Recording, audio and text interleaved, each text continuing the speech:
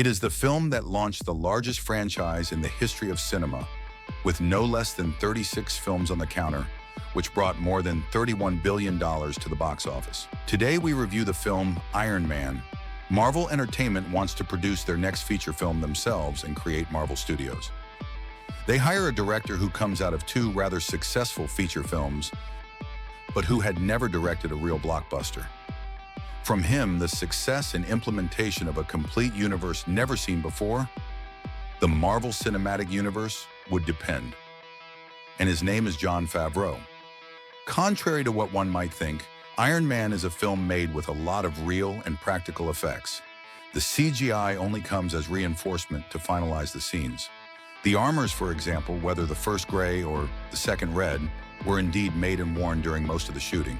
They were designed by the studio of Stan Winston, who took care of the makeup and special effects of films like Terminator 2, Batman, AI, Jurassic Park, etc. The armor was composed of more than 450 pieces and weighed about 50 kilos. At the end of the shooting, it was gradually replaced by CGI because the actors were exhausted. The great success of the film is its casting, notably Robert Downey Jr., who played a more real Tony Stark than nature. Today, no one imagines someone else for this role. Christopher Nolan even said during an interview that Robert Downey Jr.'s choice to play Iron Man is one of the most important decisions in the history of the film industry. As said before, a lot of special effects are real in this film, contrary to many other Marvel films that will follow it.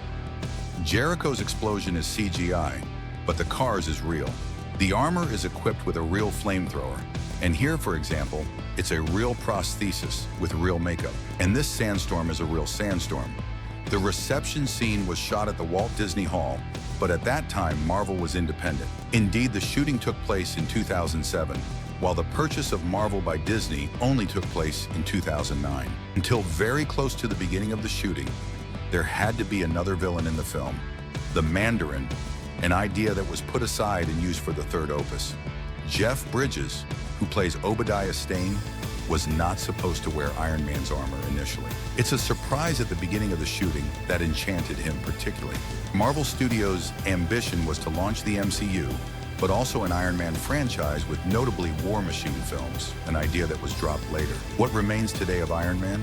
Released in 2008, it's still a very solid film with its real special effects. Time has little hold on these action scenes. A simple and coherent plot, an acceptable length, a real rise in power, and precise dialogues make Iron Man, the first of its kind, still one of the best Marvel films ever made. See you soon for other films.